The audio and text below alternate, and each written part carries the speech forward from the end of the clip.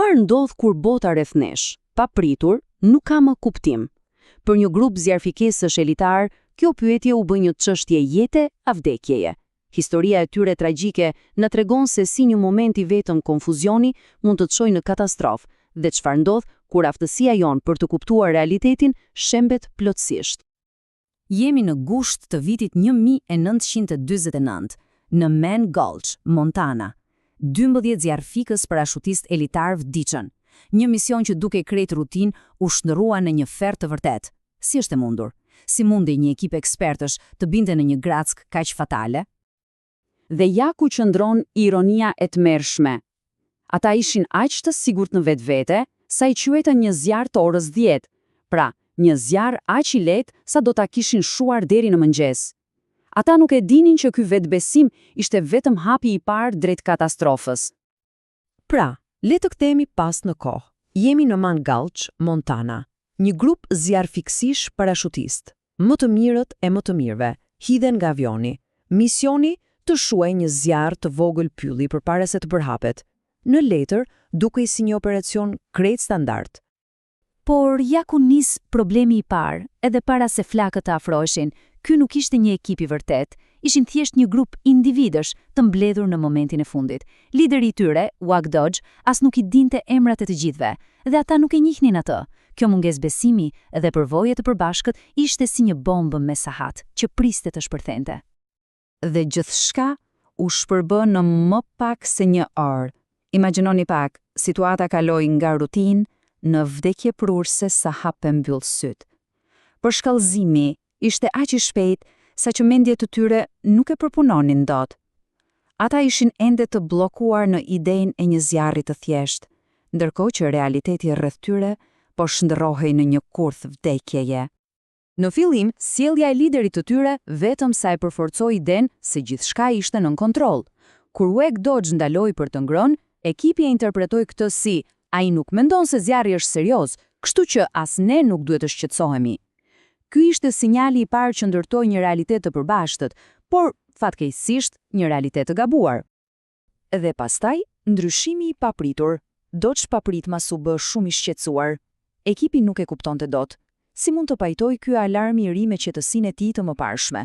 Ky ishte sinjali i parë konfuz, momenti kur kuptimi i tyre i përbashkët për situatën filloi të çahej. Asgjë nuk ishte më kuptim. Kjo shpërbërje e realitetit na çon te zemra e problemit, një koncept i quajtur kuptim dhënie.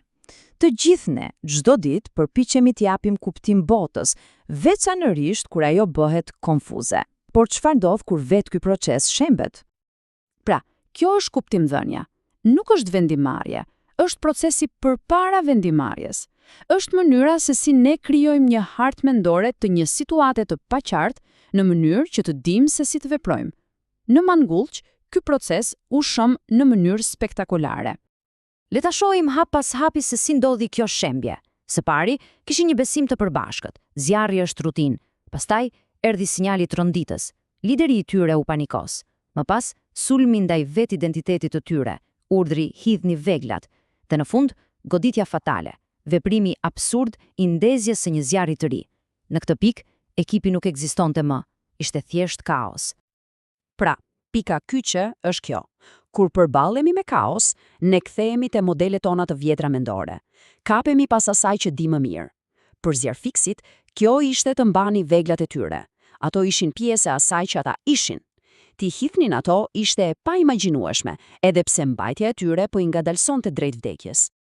Dhe pikërisht në kulmin e kaosit, ndërsa ekipi vraponte drejt vdekjes, lideri i tyre, Wack Dodge, bëri diçka të paimagjinueshme, diçka që në atë moment dukej siç menduri e pastër. Imagjinoni tmerrin e tyre. Një mur flakësh po vjen drejt jush dhe njeriu që supozohet ju shpëtoi ndalon, nxjerr një shkrepse dhe i vë flakën barit para këmbëve të tij. Ishte gjoja më e pakuptueshme, më kundër instinktive që mund të bënte. Ata nuk e kishin iden se po dëshmonin lindjen e një teknike gjeniale për mbijetesë. Logjika pas kësaj çmenduje ishte në fakt gjeniale. Zjarri ka nevojë për lëndjekse apo jo, E po Dodge thjesht dogji lëndën djegëse rreth vetes, duke krijuar një zonë sterile ku flakët nuk kishin çfarë të konsumonin. Muri i zjarrit u detyrua të kalonte rreth tij. Ishte një teknikë që askush nuk e kishte parë më parë, e shpikur në momentin e dëshpërimit absolut. Këtu lind pyetja më e rëndësishme. Pse kjo ide geniale nuk arriti të shpëtonte të tjerët? Pse Dodge mbjetoi i vetëm në atë zonë, ndërsa njerëzit e tij vdiqën vetëm pak metra larg? Përgjigja është se Dodge dhe ekipi i tij po jetonin në dy realitete krejtësisht të ndryshme. Dodge, me përvojën e tij, pa një model të ri, vdekje prurës dhe shpiku një zgjidhje. Ekipi, nga ana tjetër, pa vetëm kaos dhe sinjale kontradiktore nga një lider që nuk e njihnin dhe u kapën pas asaj që dinin. Harta e tyre mendore nuk përputhej më me territorin. Ky citat nga një prej të mbijetuarve e zbulon problemin thelbësor. Dodge mund të ketë qenë një ekspert zjarri, por ishte një komunikues i tmerrshëm.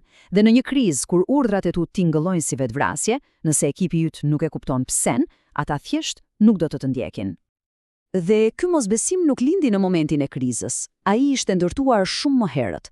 Dodge nuk ishte investuar kurrë në ndërtimin e një lidhjeje me ekipin e tij. Gabimet të vogla, si një radio e prishur, kishin ngëryer tashmë besimin tek ai. Kur erdhi momenti që ai kishte nevojë absolute për besimin e tyre, llogaria bankare e besimit ishte bosh. Ata nuk kishin asnjë arsye për t'i besuar një urdhër i kaq të çuditshëm. Pra, çfarë mësimi mund të nxjerrim nga kjo tragjedi? Si mund të sigurohemi që ekipet të mos shpërbëhen në momentin kur kanë më shumë nevojë për njëri tjetrin? E po, përgjigja qëndron në ndërtimin e diçkaje që quhet mendje kolektive. Kjo është saktësisht ajo që i mungon te ekipit të Man Gulch. Një mendje kolektive nuk do të thotë që të gjithë bien dakord gjatë gjithë kohës. Përkundrazi, do të thotë që ata po përditësojnë vazhdimisht të kuptuarit e tyre të përbashkët, po flasin për atë që shohin, po debatojnë për mospërputhjet dhe po sigurojnë që të gjithë po shikojnë të njëjtën hartë mendore. Dhe ky nuk është thjesht një koncept teorik. Një industri e tërë ku gabimet kushtojnë jetë e ka kthyer këtë ide në një shkencë.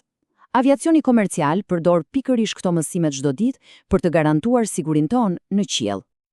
Kjo praktikë quhet menaxhimi i burimeve të ekuipazhit ose CRM. Thelbi është i thjeshtë, por revolucionar. Trajnoje ekuipazhin të komunikojë hapur. Fuqizo antarin më të ri për të sfiduar kapitenin nëse diçka nuk i duket në rregull. Inkurajo debatin për të siguruar që të gjithë po shohin të njëjtën pamje. Me pak fjalë, është saktësisht e kundërta e asaj që ndodhi në Man Gulch. Dhe kjo na lë me një pyetje të fuqishme. Kur gjërat bëhen të vështira, a punon ekipi si një mendje e vetme, duke përditësuar vazhdimisht kuptimin e tij, apo shpërbëhet në individ të izoluar, secili i kapur pas hartës së tij të vjetruar mendore? Tragjedia e Man Gulch na mëson se ndërtimi i kësaj mendje të përbashkët, shumë kohë përpara se të shfaqet kriza, është ajo që në fund fundit bën diferencën.